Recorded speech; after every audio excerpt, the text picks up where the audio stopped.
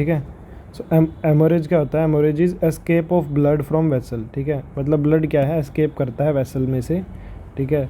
It is of two types, मतलब कोई भी एक वेसल है उसमें से अगर ब्लड निकल जाए तो वो उसको एमोरेज बोलते हैं। दो तरह का होता है, एमोरेज बाय रेक्सिस, ठीक है। एक तो होता है रेक्सिस, एक होता है डायापेडेसिस, ठीक है। तो जो रेक्सिस होता है उसमें क्या होता है? रप्चर होता है, ठीक है, और ब्रेक होता है ब्लड वेसल का, ठीक है। मतलब ब्लड वेसल रप्चर हो जाएगी और ब्रेक कर जाएगी, ठीक है। जो डायापेडेसिस होता है उसमें क्या करता है? ब्लड लीव करता है थ्रू इंटैक्ट वस्कुलर वॉल, ठीक है। मतलब जो हमारी वस्कुलर वॉल्स होती है ना, उसके थ्रू क्या है? ब्लड लीव करता है, ठीक है। एंड माइक्रोस्कोपिक, ये क्या है? हेमोरेज। ये क्या है?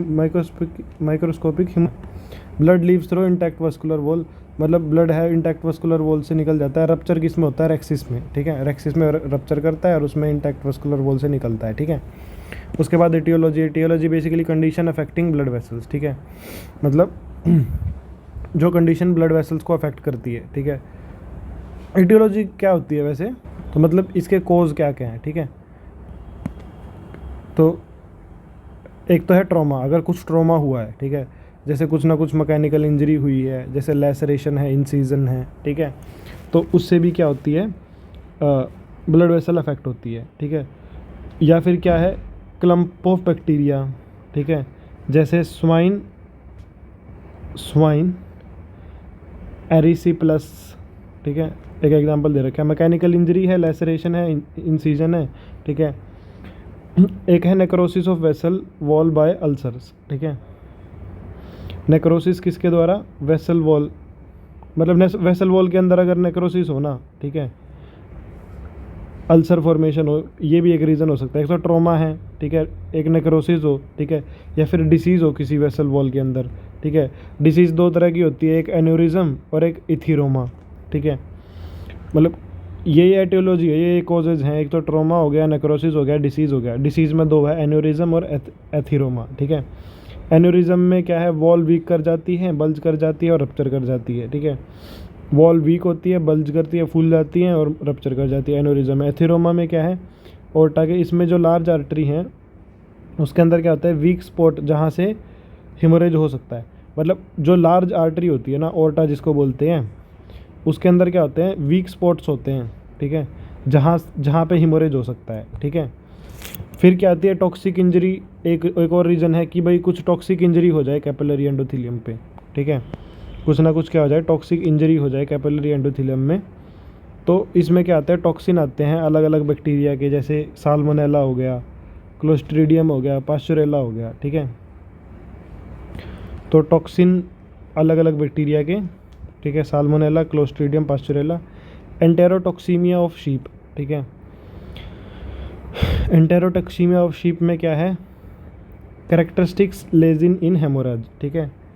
इसमें क्या है? एक मिनट, मतलब टॉक्सिक इंजरी कैपिलरी की एंडोथेलियम में हो, या तो अलग अलग क्या है बैक्टीरिया से हो, या फिर एंटेरोटॉक्सीमा हो, ठीक है। एंटेरोटॉक्सीमा क्या होता है? एंटेरोटॉक्सीमा में क्या होता है? टॉक्सिन्स फैल जाते हैं इंटेस्टाइन के अंदर, ठीक है, इंटेस्टाइन लाइनिंग में, ठीक है।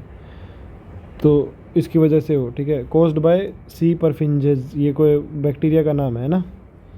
फिर स्वाइन फीवर, हाँ, क्लोस्ट्रीडियम परफिरिंजे, ठीक है। फिर स्वाइन फीवर में क्या आता है? हमारा हॉक कॉलरा आता है, ठीक है। स्वाइन फीवर में क्या आता है? हॉक कॉलरा, ठीक है। टॉक्सिक केमिकल एजेंट्स में हमारा आर्सेनिक आता है, क्लोरोफॉर्म आता है और साइनाइड आता है, ठीक है। आर्सेनिक, क्लोरोफॉर्म, ठीक है। या फिर बीपी इंक्रीज़ करे, इससे भी हेमोरेज हो सकता है, बहुत ज़्यादा बीपी इंक्रीज़ कर जाए, ठीक है। हाइपोक्सिया हो, ठीक है, ऑक्सीजन डेफिशिएंसी हो, ठीक है, लैक ऑफ न्यूट्रिशन हो, ठीक है। किस में होता है? पैसिव हाइपरीमिया में होता है, ठीक है। किस में होता है? पैसिव हाइपरीमिया में। उसके बाद आता है कंडीशन अफेक्टिंग ब्लड, ठीक है। ब्लड को कौन सी कंडीशन अफेक्ट करती हैं, ठीक है।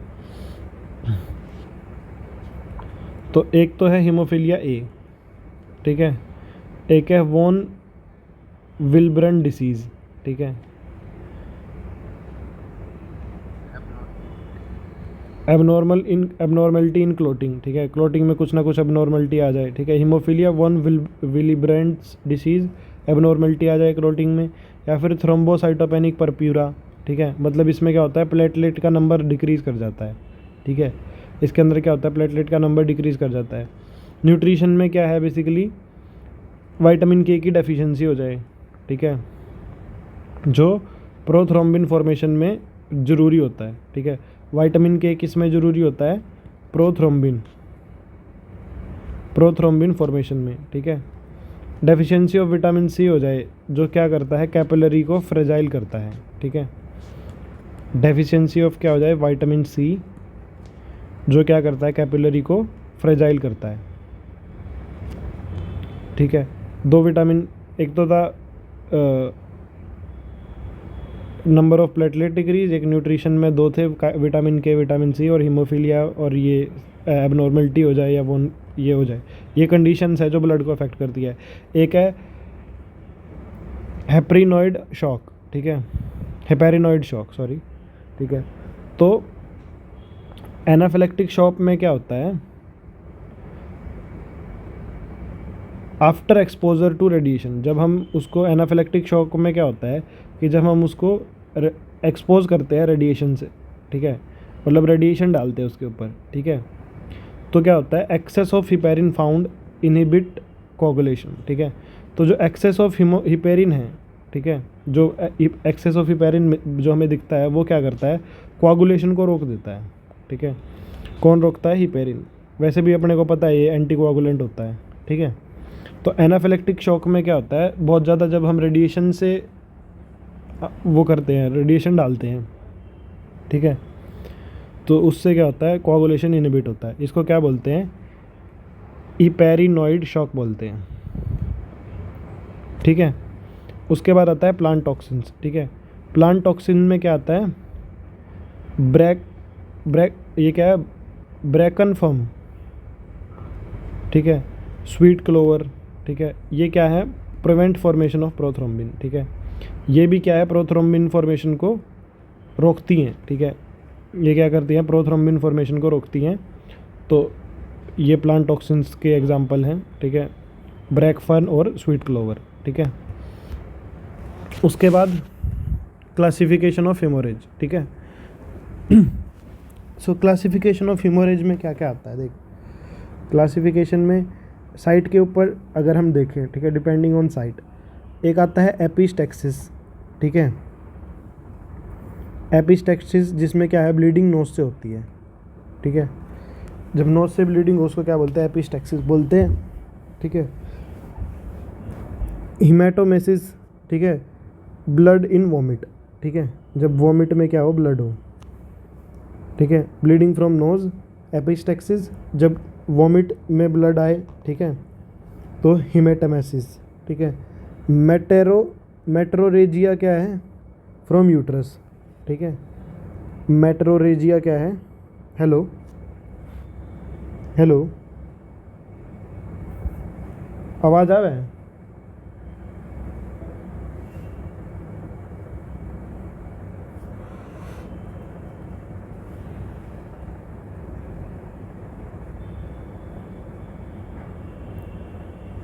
हेलो,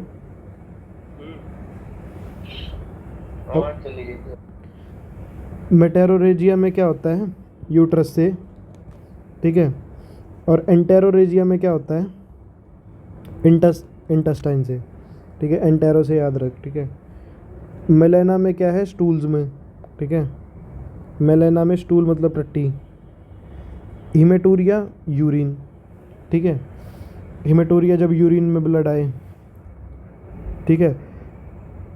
तो ये अलग अलग क्लासिफिकेशन है। हीमेथोरैक्स किसमें, थोरैसिक कैविटी, ठीक है। हीमोपेरिकार्ड मतलब पेरिकार्डियम, हीमोपेरिकार्ड मतलब पेरिकार्डियम। हिमेटोसील मतलब ट्यूनिका वेजिनेलिस, ठीक है। हिमेटोसील, ये याद रख, हिमेटोसील किसमें, tunica vaginalis. Apoplexy, haemorrhage of brain, ठीक है। हेमोरेज ऑफ ब्रेन क्या होता है, एपोप्लेक्सी होता है, ठीक है, विद लॉस ऑफ कॉन्शियसनेस। इसमें क्या होता है, लॉस ऑफ कॉन्शियसनेस होता है, ठीक है। एपोप्लेक्सी क्या होता है? हेमोरेज ऑफ ब्रेन होता है, और ये किसकी वजह से होता है? Loss of consciousness. हाँ सॉरी, इसकी वजह से नहीं, मतलब इसके अंदर लॉस हो जाता है कॉन्शियसनेस का, ठीक है, जब ब्रेन के अंदर हेमोरेज आ जाता है, एपोप्लेक्सी बोलते हैं उसको। और हीमेटोसिल किसको बोलते हैं? ट्यूनिका वेजिनैलिस को, ठीक है। उसके बाद डिपेंडिंग ऑन एक्सटेंट, ठीक है, क्लासिफिकेशन, ये तो था डिपेंडिंग ऑन साइट के कहाँ पे होता है, ठीक है। एक्सटेंट के ऊपर एक आता है पेटेकिए। पेटेकिए मतलब जब हेमोरेज छोटा हो, पिन पॉइंटेड हो, ठीक है, पिन पॉइंटेड हेमोरेज हो, ठीक है।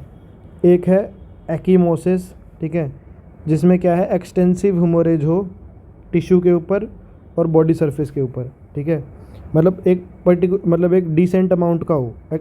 एक्कीमोसिस को क्या बोलते हैं? एक्सटेंसिव हेमोरेज होता है एक टिश्यू पे या बॉडी सरफेस पे।